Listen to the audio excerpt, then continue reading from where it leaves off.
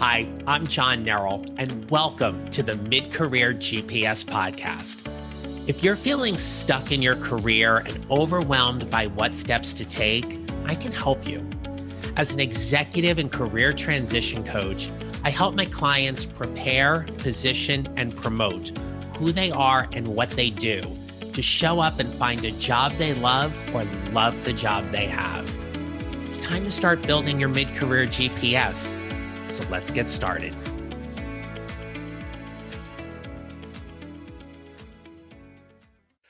Hi, everyone. Welcome back to the podcast. If you had an opportunity to listen to last week's episode number 26, you got my interview tips and best practices numbers 6 through 10. If you haven't had a chance to listen to that episode, I want you to stop this one. Go listen to that one first, because it's definitely going to set up for things we're going to talk about in this episode, which I'm going to give you my top 5 tips here today.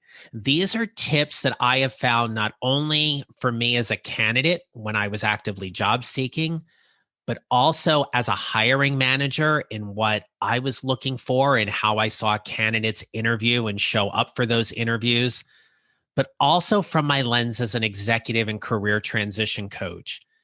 It is no doubt that there are jobs and positions opening up, but there are also more people competing for them. If you are not finding a way to stand out and stand out in a way that is very genuine and authentic for yourself, you are going to have a difficult time when it comes to interviewing and navigating that process where you are going to be made offers. We're going to talk about those things today, including why these 5 tips are in some ways all lumped together in terms of how you are interviewing for the job that you want. So as we go through these today, I said this in the last episode, you may want to take some notes. You may want to jot down some things that are triggering you or coming up for you. Maybe it's an aha. Maybe it is something that you're going to recall from a previous interview that you're going to think, oh, damn it, I wish I hadn't done that.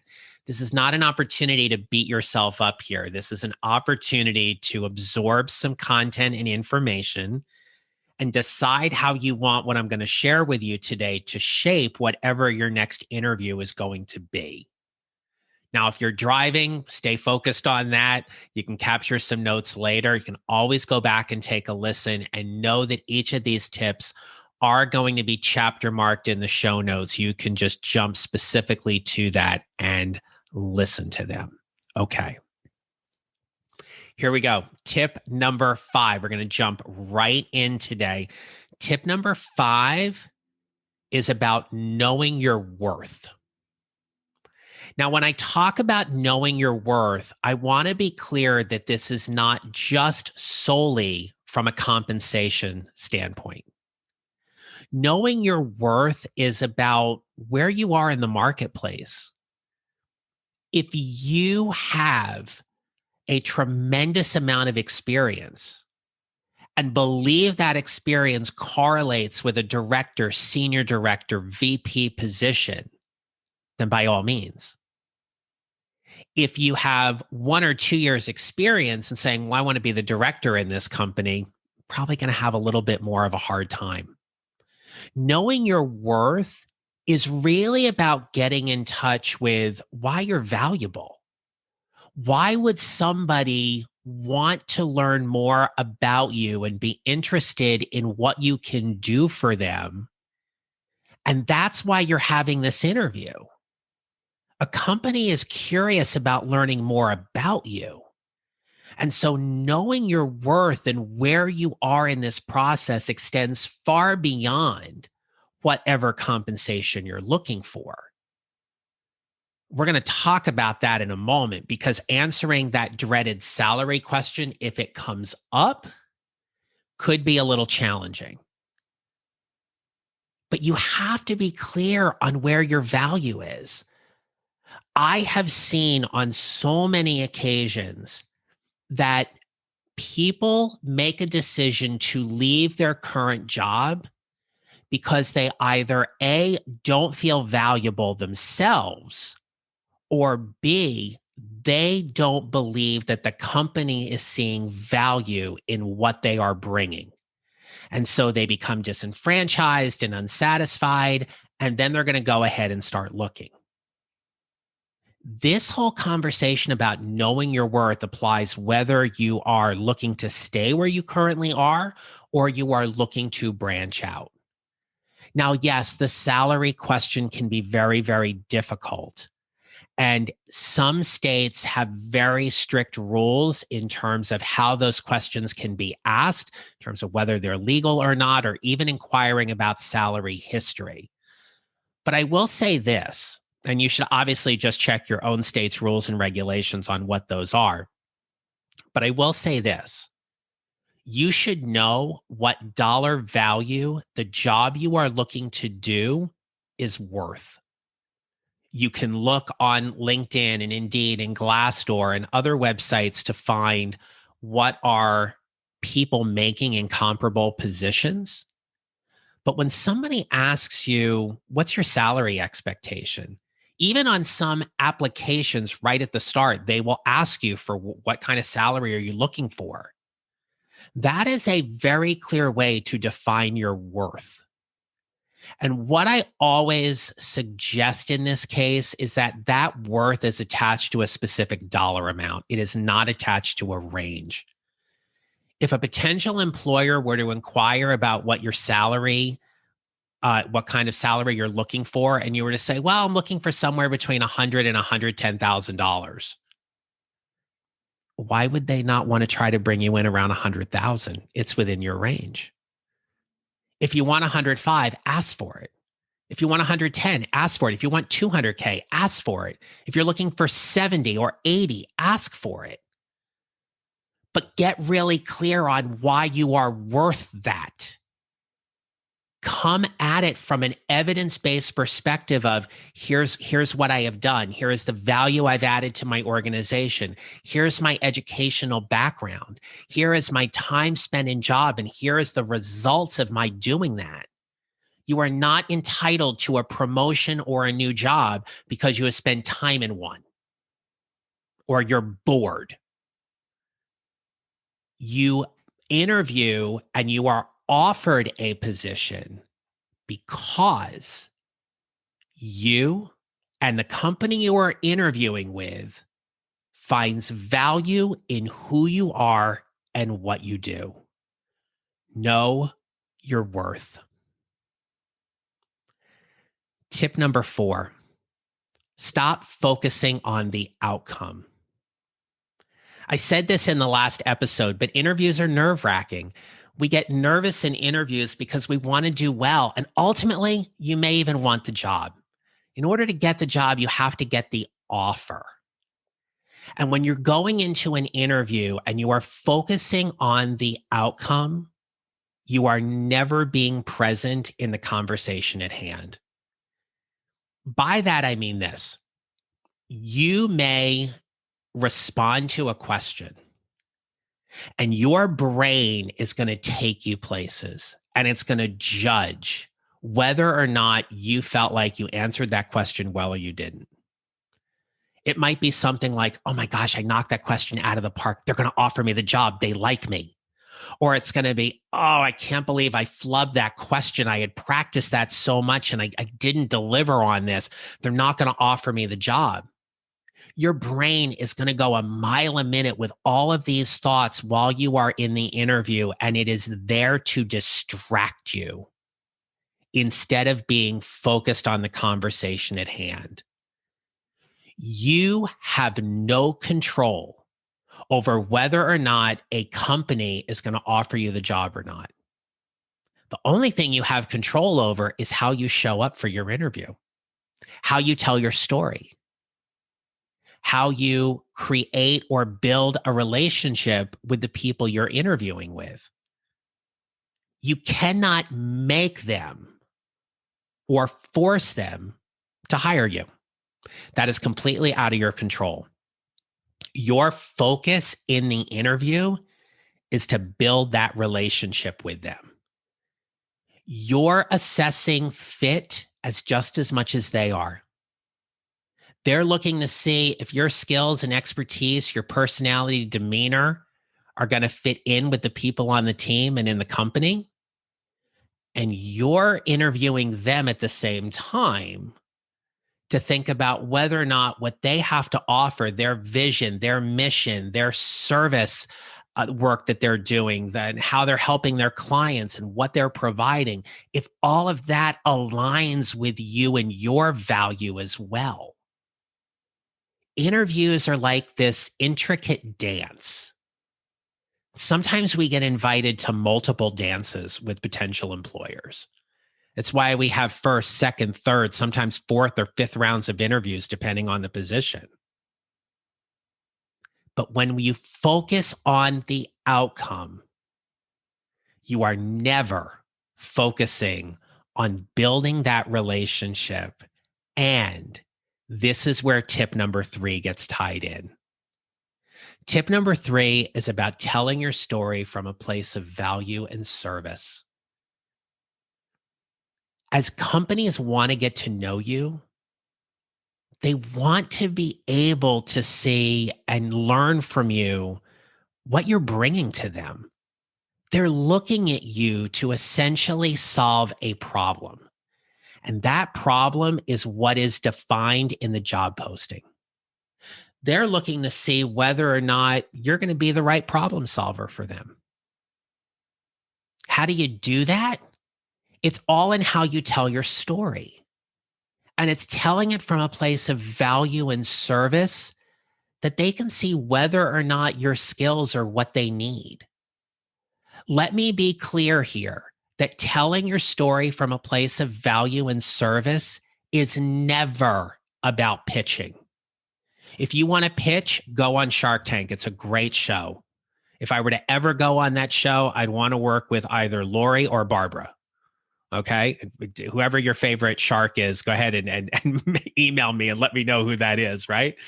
But pitching can be very aggressive. It can be very forward. Right. And I have had people reach out to me and they say, I need to work on a pitch.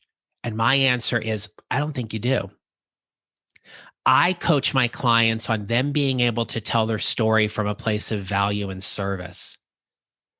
Tell me in your story how you led, how you initiated, how you executed, how you served, how you solved, right? Don't tell me you're great at managing client relationships. Tell me how you build successful client relationships. Tell me why people want you leading their project or being the lead in the client side of things to handle situations that come up. When we pitch, we make it all internal. It's all about me. Look how great I am. When we come from this place of value and service, it's very collective. It's here's how I can help you. And if you like me and I like you and we decide to enter into a business relationship, here's how I can help. Here's why you need me on your team. Here's where I can take some of the stress away, or I can solve this particular problem. You may find yourself saying something like, when I was reading the job posting, I noticed that. You might be looking for someone with this particular skill set. Here's why I have that. Here's how I can help you. It's a very different way to approach answers to any questions you get. But think about how you can help. Think about how you can serve. Instead of coming from this place of, look how great I am. You can think you're great all day long, and I'm sure you are. But coming at it in an interview like that may be a huge turnoff. That's why if you come from this place of value and service, you pull them in a little closer. And here's how you begin to do that. And it's tip number 2. Tip number 2 is all about answering the tell me about yourself question. If there is one thing you are going to get from today's episode, it is this. When you go to answer the tell me about yourself question, please don't do the experience walk. Please don't reiterate your resume and tell me all the places where you worked and where you went to school, especially if I've already seen that on your resume or in your LinkedIn profile. Taking me through all of that year by year and step by step. As a hiring manager, I found that to be highly insulting.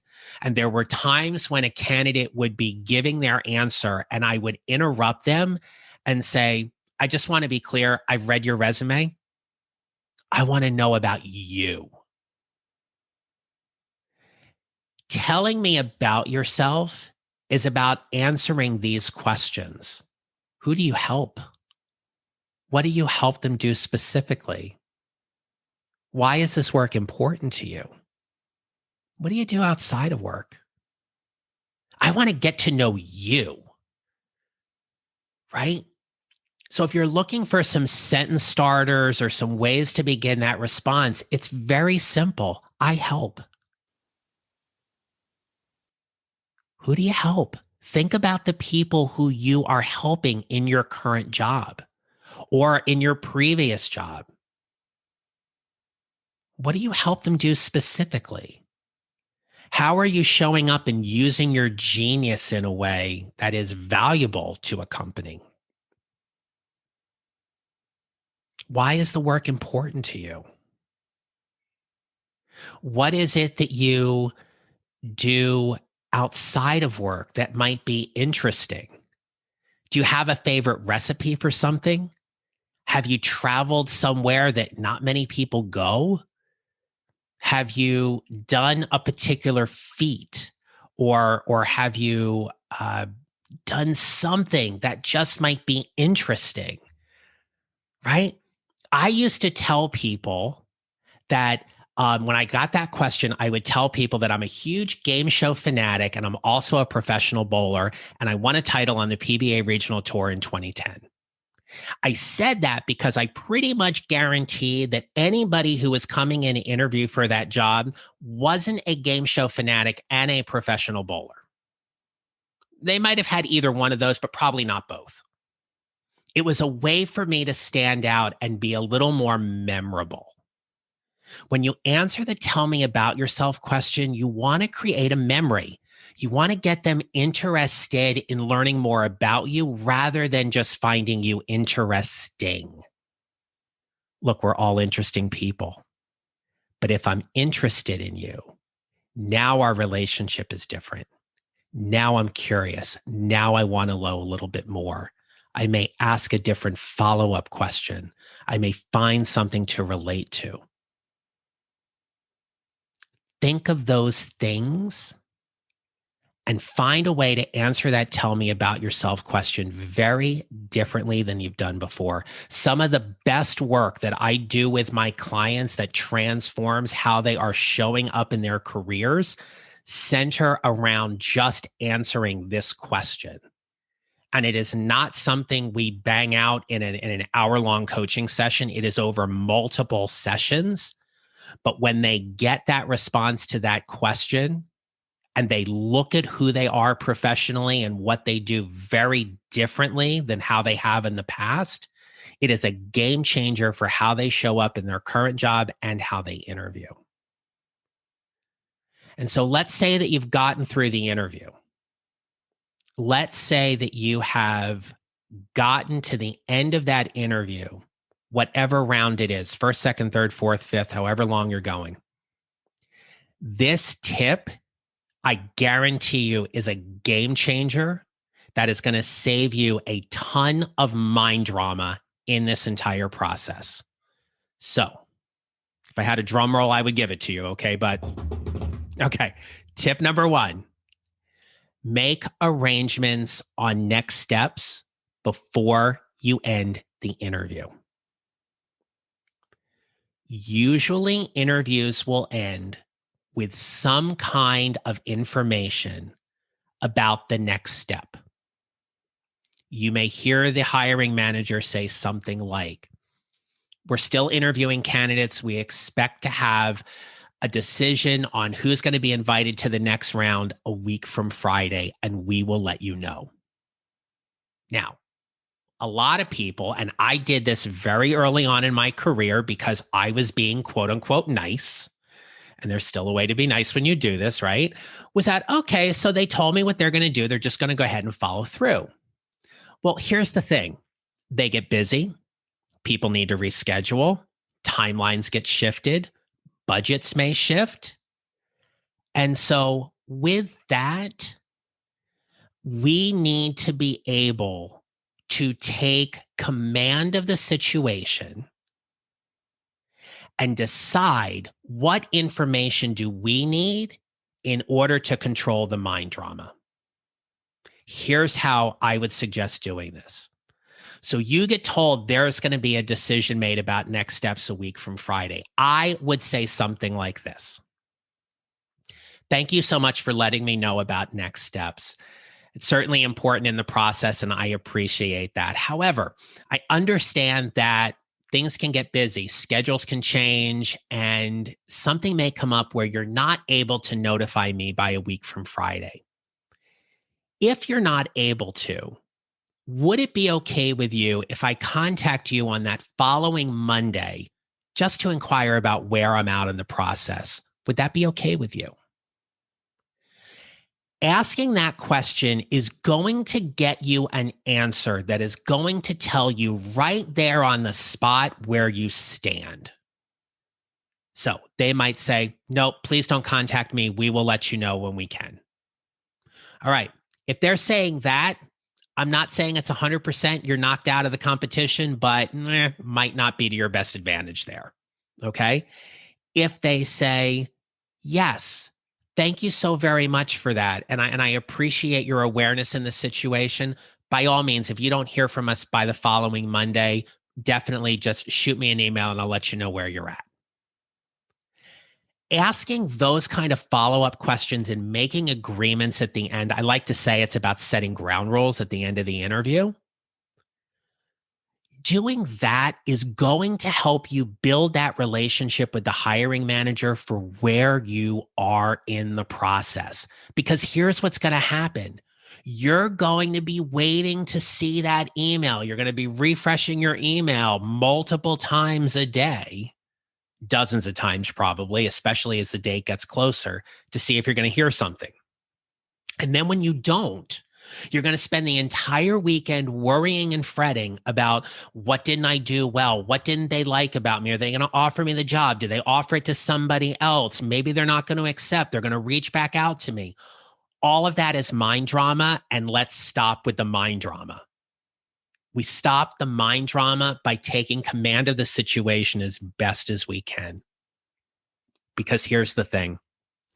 If they don't follow up with you when they promised and they agreed it was okay for you to follow up on the next Monday or whenever you set that date, you now have permission. And now if you don't follow up, you're not holding up your end of the agreement. It is a way for you to play in this interview to get the information you need as you move forward. More than likely, you are not putting all of your eggs into one basket. And with that, you're looking to make your best decision. Maybe you are going to get a couple of offers or more. Maybe you're going to have a competing proposal in terms of where you're going to go to work. Making agreements on the next step before you end the interview allows you to leave that interview with a very clear and definitive path about who is responsible for what in the next stage of this process. When I was quote unquote being too nice, right? I wasted a lot of time and worry and ate probably way too much ice cream in the process, worrying whether or not they were going to call me. When you take that all out of it, now you're just holding up your end of the bargain. And yes, there were times when I followed up that they didn't respond to my phone call or my email. But I did what I had agreed to. what we had agreed to. I did what we agreed to. And I did what I had to do to manage myself in that process. You might be thinking that's a bold step. You might be thinking, John, I don't know how the heck I'm ever going to be able to say something like that at the end of the interview. Give yourself permission to try. I guarantee you it will give you some immediate feedback in the whole interview process, and you will be very clear about the things you have control over in the process and the steps you are going to take. So as I wrap up, here are our top 5 steps. Number 5, know your worth. Number 4, stop focusing on the outcome. Number 3, tell your story from a place of value and service.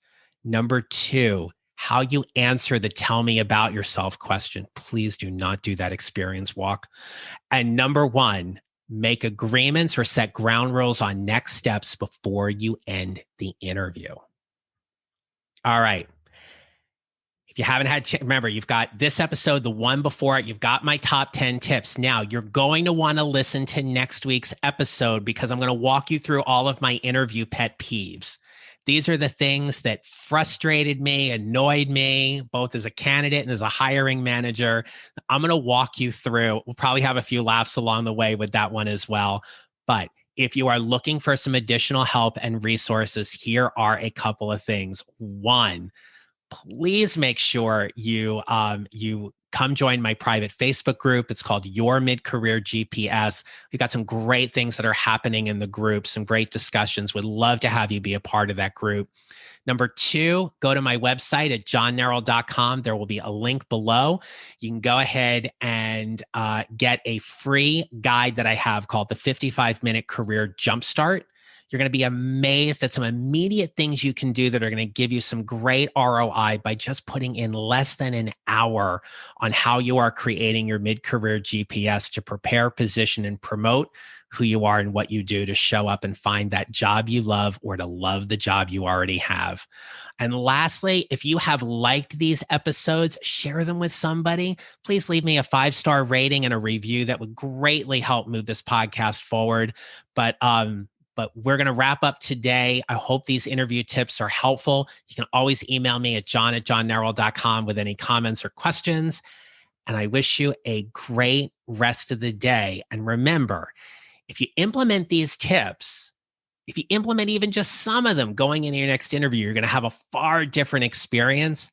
And I don't want you to just do well at your next interview. I want you to crush it. So make it a great rest of the day. And I'll see you next time with another episode. Be well. If you enjoyed today's show and don't want to miss an episode, follow on Apple Podcasts or wherever you usually listen. And I'd appreciate it if you would leave a rating and review.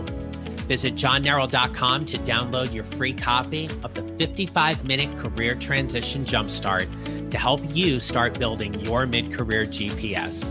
And don't forget to connect with me on LinkedIn and follow me on social at John Neral Coaching. Thanks for listening. I'll see you next time.